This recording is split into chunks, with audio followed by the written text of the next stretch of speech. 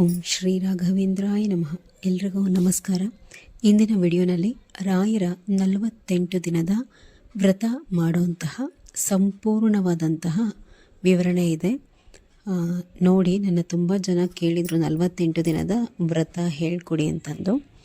ಯಾರೆಲ್ಲ ಈ ವ್ರತವನ್ನು ಆಚರಣೆ ಮಾಡ್ತೀರಾ, ಆಚರಣೆ ಮಾಡುವಂತಹವರು ರಾಯರ ವ್ರತ ಅಂತ ಹೇಳಿ ಬಂದಾಗ ಕೆಲವೊಂದು ನಿಯಮಗಳನ್ನ ನಾವು ಪಾಲನೆ ಮಾಡಲೇಬೇಕಾಗುತ್ತೆ. ಆವಾಗಲೇ ಅದು ವ್ರತ ಅನ್ನಿಸ್ಕೊಳ್ಳುವಂಥದ್ದು. ಯಾರು ಈ ವ್ರತವನ್ನು ಆಚರಣೆ ಮಾಡ್ತೀರಾ ಅವರು ಮೊದಲನೇದಾಗಿ 48 ದಿನಗಳ ಕಾಲ ಕಂಪ್ಲೀಟಾಗಿ ನಾನ್ ವೆಜ್ಜನ್ನು ತಿನ್ನೋವಂಥದ್ದನ್ನು ಬಿಡಬೇಕು. ಮನೆಯಲ್ಲಿ ಮಾಡೋದಕ್ಕೆ ಹೋಗಬಾರ್ದು. ನಮ್ಮ ಮನೆಯಲ್ಲಿ ಸಪೋರ್ಟ್ ಇಲ್ಲ, ಹೇಳಿದ ಮಾತು ಕೇಳೋದಿಲ್ಲ ಅನ್ನೋದಾದರೆ ದಯವಿಟ್ಟು ನೀವು ವ್ರತ ಮಾಡದೇ ಇದ್ರೂ ಪರವಾಗಿಲ್ಲ, ಸುಮ್ಮನೆ ಇದ್ಬಿಡಿ. ಯಾಕೆ ಅಂತಂದರೆ ವ್ರತ ಅಂತ ಹಿಡಿದ ಮೇಲೆ ಅದೆಲ್ಲ ಮನೆಯಲ್ಲಿ ಫೋರ್ಸ್ ಮಾಡಿದ್ರು ಅಥವಾ ಮಾಡಿಬಿಟ್ರು ಅನ್ನುವಂಥದ್ದು ಲೆಕ್ಕಕ್ಕೆ ಬರಲ್ಲ. ಖಂಡಿತವಾಗಿ ಅದು ಒಂಥರ ನಿಮಗೆ ನೆಗೆಟಿವಿಟಿ ಆದಂಗೆ ಆಗುವಂಥದ್ದು. ಅದೆಲ್ಲ ಆಗೋದು ಬೇಡ. ಮೊದಲು ಫ್ಯಾಮಿಲಿ ಜೊತೆ ಕೂತ್ಕೊಂಡು ಮಾತಾಡಿ, ಅವ್ರದ್ದೆಲ್ಲ ಸಮ್ಮತಿ ಇದೆ ನೀವು ಈ ವ್ರತ ಹಿಡಿಯೋದಕ್ಕೆ ಅಂತಂದಾಗ್ಲೇ ನೀವು ಹಿಡೀರಿ. ಈಗ ನೀವು ಒಂದು 3 ದಿನ ವ್ರತ ಮಾಡೋವಂಥದ್ದು, ಅವರು ಮಿಡಲಲ್ಲಿ ಹೇಳಿದ ಮಾತು ಕೇಳ್ದಲ್ಲೇ ತಂದುಬಿಡೋವಂಥದ್ದು ಮಾಡಿದಾಗ ಖಂಡಿತವಾಗ್ಲೂ ಅದು ಏನು ಒಳ್ಳೇದಾಗಬೇಕು ಅಂತ ಕೇಳ್ಕೊಂಡು ಮಾಡ್ತಿರೋ ಅದಕ್ಕೆ ಹತ್ತಿರಷ್ಟು ಸುಮ್ಮನೆ ಕೆಟ್ಟದ್ದು ಅನುಭವಿಸಂಗಾಗುತ್ತೆ.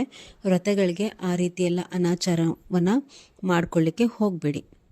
ಮನೆಯಲ್ಲಿ ಯಾವುದೇ ಕಾರಣಕ್ಕೂ ನಾನ್ ವೆಜ್ ಮಾಡೋದಕ್ಕೆ ಬರೋದಿಲ್ಲ. ಇನ್ನು ಯಾವ ಕಾರಣಕ್ಕಾಗಿ ವ್ರತ ಹಿಡಿತಾ ಇದ್ದೀರೋ ಅನ್ನುವಂಥದ್ದನ್ನು ಗಮನದಲ್ಲಿರಿಸಿ. ಅಂತಂದರೆ ಈಗ ನೀವೇನಾದರೂ ಒಂದು ವ್ರತ ಹಿಡಿಬೇಕು ಅಂತಂದರೆ ನಿಮ್ಗಲ್ಲಿ ಕೆಲವೊಂದು ಅಭೀಷ್ಟಗಳು ಇದ್ದೇ ಇರುತ್ತೆ. ಏನು ಕಾರಣಕ್ಕೋಸ್ಕರ ವ್ರತ ಹಿಡಿತಾ ಇದ್ದೀರಾ ಅನ್ನೋವಂಥದ್ದನ್ನು ಗಮನದಲ್ಲಿಡಬೇಕು. ಏನಕ್ಕೆ ಅಂತಂದರೆ ಈಗ ಮೃತ್ತಿಕೆಯನ್ನು ನಾನ್ ವೆಜ್ ತಿನ್ನೋಂತಹ ಮನೆಗಳಲ್ಲಿ ಖಂಡಿತವಾಗ್ಲೂ ಇಡೋದಕ್ಕೆ ಬರೋದಿಲ್ಲ. 10 ವಿಡಿಯೋಸಲ್ಲಿ ಯೂಟ್ಯೂಬ್ಗಳಲ್ಲೇ ನೋಡಿದಾಗ ಬಳಸ್ಬೋದು ಅಂತ ಹೇಳಿ ಕೆಲವೊಂದು ಕಡೆ ಹೇಳೋದ್ರಿಂದ ಕನ್ಫ್ಯೂಷನ್ ಆಗೋದಂತೂ ಸಹಜ. ನೀವು ಮಂತ್ರಾಲಯದಲ್ಲಿ ತಿಳಿದಿರೋ ಅಂಥವ್ರನ್ನ ಕೇಳಿ ನೋಡಿ. ಯಾವುದೇ ಕಾರಣಕ್ಕೂ ಮೃತ್ತಿಕೆಯನ್ನು ನಾನ್ ವೆಜ್ ತಿನ್ನೋಂಥವ್ರ ಮನೆಗಳಲ್ಲಿ ಇಟ್ಕೊಳ್ಳೋದಕ್ಕೆ ಬರೋದಿಲ್ಲ. ಆದರೆ ಈ ಒಂದು ಸದಾವಕಾಶ ಏನು ಅಂತಂದರೆ ಇಡಲೇಬಾರ್ದು ಅಂತಲ್ಲ, ಆದರೆ ಮೃತ್ತಿಕೆ ಇರೋವರೆಗೂ ಅದು 10 ದಿನವೇ ಆಗ್ಬೋದು, 20 ದಿನವೇ ಆಗ್ಬೋದು, ಮನೆಯಲ್ಲಿ ನಾನ್ ವೆಜ್ ಮಾಡೋದಕ್ಕೆ ಬರೋದಿಲ್ಲ. ಈ 48 ದಿನ ಯಾರೆಲ್ಲ ವ್ರತ ಹಿಡಿತೀರಾ ಅವ್ರು ಹೇಗಿದ್ದರೂ 48 ಡೇಸು ನೀವು ಮನೆಯಲ್ಲಿ ನಾನ್ ವೆಜ್ ಮಾಡೋದಿಲ್ಲ. ಇದು ನಿಮಗೆ ಒಂದು ಸದಾವಕಾಶ ರಾಯರ ಮೃತ್ತಿಕೆಯನ್ನು ಮನೆಯಲ್ಲಿ ಇಟ್ಕೊಳ್ಳೋದಕ್ಕೆ. ಏನಕ್ಕೆ ಇಷ್ಟೆಲ್ಲ ಹೇಳಿದೆ ಅಂತಂದರೆ, ನಾನು ಮೃತ್ತಿಕೆಯನ್ನು ಬಳಸಿ ರಾಯರ ಒಂದು ಅನುಷ್ಠಾನಗಳನ್ನ ಮಾಡ್ಕೊಳ್ಳೋಂಥದ್ದು ಹಿಂದಿನ ವಿಡಿಯೋಸಲ್ಲಿ ಹಾಕಿದ್ದೀನಿ, ದಯವಿಟ್ಟು ಅದನ್ನು ಚೆಕ್ ಮಾಡಿ. ಈ ವ್ರತದ ಜೊತೆಗೆ ನೀವು ಆ ಮೃತ್ತಿಕೆಯನ್ನು ಬಳಸ್ಕೊಂಡು ಅದನ್ನೂ ಸಹ ಮಾಡ್ತಾ ಹೋದಾಗ, ಅಂದರೆ ಈಗ ಸಂತಾನ ಬಯಸುವಂತಹ ದಂಪತಿಗಳು ಅದಕ್ಕೋಸ್ಕರನೇ ಮೃತ್ತಿಕೆಯನ್ನು ಬಳಸಿ ಹೇಗೆ ಅನುಷ್ಠಾನ ಮಾಡ್ಕೋಬೇಕು, ಅಥವಾ ಮದುವೆ ಆಗದಿಲ್ದಿರೋ ಹೆಣ್ಮಕ್ಳು ಹೇಗೆ ಅನುಷ್ಠಾನ ಮಾಡಬೇಕು, ಮೃತ್ತಿಕೆಯನ್ನು ಬಳಸಿ ಪ್ರತಿಯೊಂದಕ್ಕೂ ಸಹ ಮೃತ್ತಿಕೆಯನ್ನು ಬಳಸಿ ನಾವು ಪರಿಹಾರ ಮಾಡ್ಕೋಬೋದು. ಈ ರಾಯರ ವ್ರತದ ಜೊತೆಗೆ ಆ ಮೃತ್ತಿಕೆಯನ್ನು ಸಹ ತಂದಿಟ್ಕೊಂಡು ಅದನ್ನು ನಾನು ಹಿಂದಿನ ವಿಡಿಯೋನಲ್ಲಿ ಹೇಳಿದ್ದೀನಲ್ಲ, ಆ ರೀತಿ ನೀವು ಬಳಸ್ಕೊಂಡಾಗ ನಿಮಗೆ ಆದಷ್ಟು ಬೇಗ ನಿಮ್ಮ ಸಂಕಲ್ಪಗಳು ಈಡೇರುತ್ತೆ. ಇದನ್ನು ಮಾಡಿ ನೋಡಿ. ನೆಕ್ಸ್ಟು, ಈ ವ್ರತ ಕಂಪ್ಲೀಟ್ ಆಗೋವರೆಗೂ ನೀವು ಗಂಡ ಹೆಂಡತಿ ಸೇರೋದಕ್ಕೆ ಬರೋದಿಲ್ಲ. ಮತ್ತು ವ್ರತದಲ್ಲಿ ಮದ್ಯಕ್ಕೆ ಬಿಟ್ಟು ಊರುಗಳಿಗೆ ಹೋಗುವಂಥದ್ದು ಮಾಡಬಾರ್ದು. ಮತ್ತು ಅತ್ಯಂತ ತುರ್ತು ಪರಿಸ್ಥಿತಿಯನ್ನು ಬಿಟ್ಟು ಆದಷ್ಟು ಹೋಟೆಲ್ಗಳಲ್ಲಿ ಊಟ ಮಾಡೋದು ಮಾಡಬಾರ್ದು.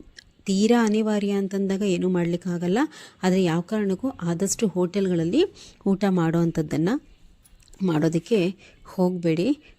ಮತ್ತು ಸೇವೆ ಮಾಡ್ತಾ ಇರುವಂತಹವರು ಹೆಣ್ಮಕ್ಳಾದರೆ ದಯವಿಟ್ಟು ಪ್ರತಿನಿತ್ಯವೂ ಸೀರೆ ಉಟ್ಕೊಂಡು ಅಟ್ಲೀಸ್ಟ್ ಪೂಜೆ ಮಾಡೋ ತನಕ ಆದ್ರೂ ನೀವು ಸೀರೆ ಉಟ್ಕೊಂಡೇ ಮಾಡಿ. ರಾಯರ ಯಾವುದೇ ವ್ರತ ಗುರುವಾರದ ಪೂಜೆ ಅಂತ ಬಂದಾಗ ನೀವು ಸೀರೆ ಉಟ್ಕೊಂಡು ಮಾಡಿದ್ರೇ ಅದರ ಸಂಪೂರ್ಣ ಫಲ ದೊರೆಯೋದು. ಚೂಡಿದಾರು ನೈಟಿಗಳಲ್ಲಿ ಯಾವ ಕಾರಣಕ್ಕೂ ರಾಯರ ಪೂಜೆಯನ್ನು ಮಾಡೋದಕ್ಕೆ ಬರೋದಿಲ್ಲ. ಮತ್ತು ಯಾವುದೇ ಕ್ರೀಮ್ ಮತ್ತು ಲಿಪ್ಸ್ಟಿಕ್ಗಳನ್ನು ಬಳಸೋದಕ್ಕೆ ಹೋಗಬೇಡಿ. ಅಂತಂದರೆ ಈಗ ಸ್ನಾನ ಮಾಡ್ಕೊಂಡು ಬರ್ತೀರಾ, ಅಟ್ಲೀಸ್ಟ್ ವ್ರತಗಳಲ್ಲಿ ರಾಯರ ಪೂಜೆನ ನೀವು ಮುಗಿಸೋ ತನಕ ಮುಖಕ್ಕೆ ಯಾವುದೇ ಕ್ರೀಮ್ ಹಚ್ಚೋದು, ಲಿಪ್ಸ್ಟಿಕ್ಗಳನ್ನು ಹಾಕುವಂಥದ್ದು ಮಾಡಬೇಡಿ. ಕೈಗೆ ಬಳೆ ಹಾಕ್ಕೊಂಡು ಹಣೆಗೆ ಕುಂಕುಮವನ್ನು ಇಟ್ಕೊಂಡು ಮುಡಿಗೆ ಒಂದು ಹೂವನ್ನು ಮುಡ್ಕೊಂಡೇ ರಾಯರ ಪೂಜೆಯನ್ನು ಮಾಡಬೇಕಾಗತ್ತೆ. ಇದಿಷ್ಟು ವ್ರತ ಹಿಡಿಯುವಂಥವರು ಪಾಲನೆ ಮಾಡಬೇಕಾಗಿರುವಂತಹ ನಿಯಮಗಳು. ರಾಯರ ಸೇವೆ ವ್ರತವನ್ನು ಯಾರೆಲ್ಲ ನಿಷ್ಠೆಯಿಂದ ಇದರ ವ್ರತದ ನಿಯಮಗಳನ್ನು ಪಾಲನೆ ಮಾಡ್ತಾರೋ ಅವರಿಗೆ ರಾಯರು ಖಂಡಿತವಾಗಿ ಕೈ ಬಿಡೋದಿಲ್ಲ.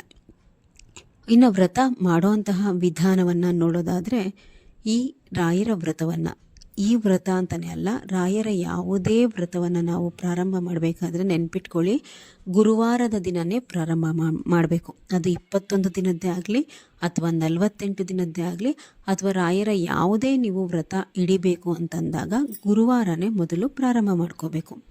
ಇನ್ನೊಂದು ವಿಶೇಷ ನೀವೇನು ನೋಡ್ಕೋಬೇಕು ಅಂತಂದರೆ, ಈಗ 48 ದಿನದ ವ್ರತ ಮಾಡಬೇಕು ಅನ್ನುವಂಥದ್ದು ಆಸೆ ಇರುತ್ತೆ, ಹಿಡಿಬೇಕು ಅಂದ್ಕೊಂಡಿರ್ತೀರ. ಹತ್ತಿರದಲ್ಲಿ ಗುರುವಾರದೊತ್ತು ಅಂದರೆ ಹತ್ತಿರ ಗುರುವಾರದಲ್ಲಿ ಪುಷ್ಯ ನಕ್ಷತ್ರ ಅಥವಾ ಪುನರ್ವಸು ನಕ್ಷತ್ರ ಬರುತ್ತಾ ಇದನ್ನು ನೋಡ್ಕೊಳ್ಳಿ.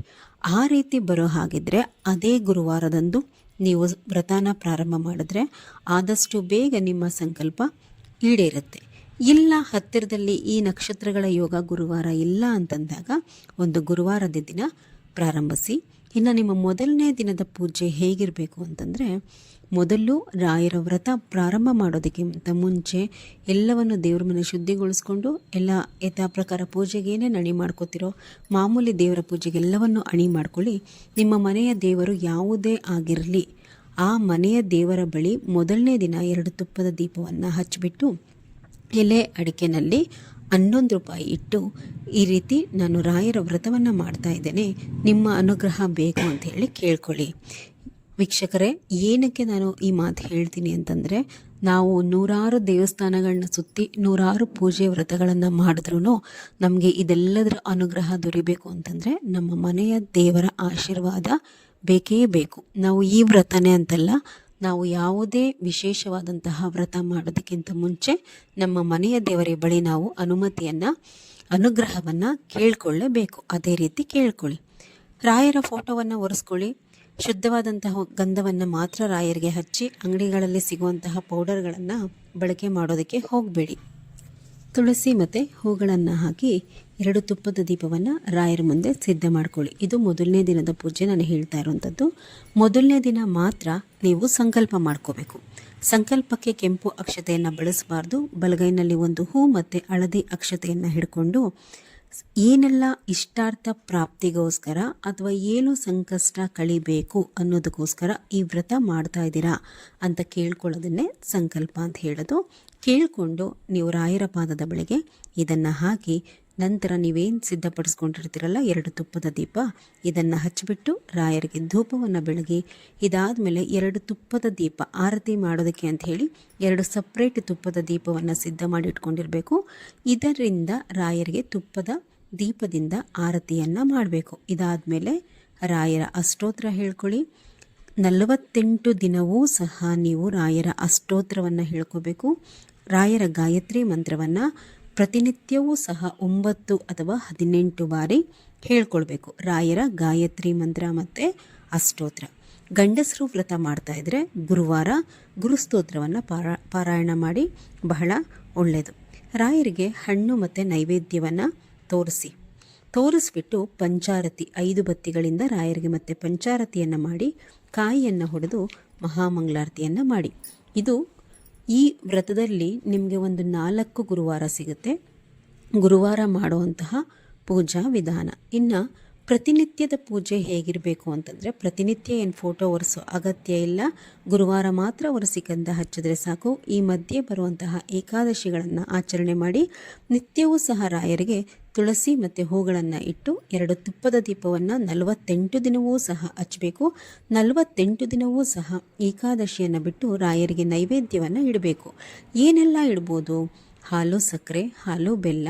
ಏನೂ ಆಗಲಿಲ್ಲ ಅಂತಂದರೆ ದಿನವೂ ಸಹ ಕಲ್ಲು ಸಕ್ಕರೆ, ಡ್ರೈ ಫ್ರೂಟ್ಸು ಅಥವಾ ಏನಾದರೂ ಹಣ್ಣುಗಳು, ದಾಳಿಂಬೆಯನ್ನು ರಾಯರಿಗೆ ಇಡಬಾರ್ದು.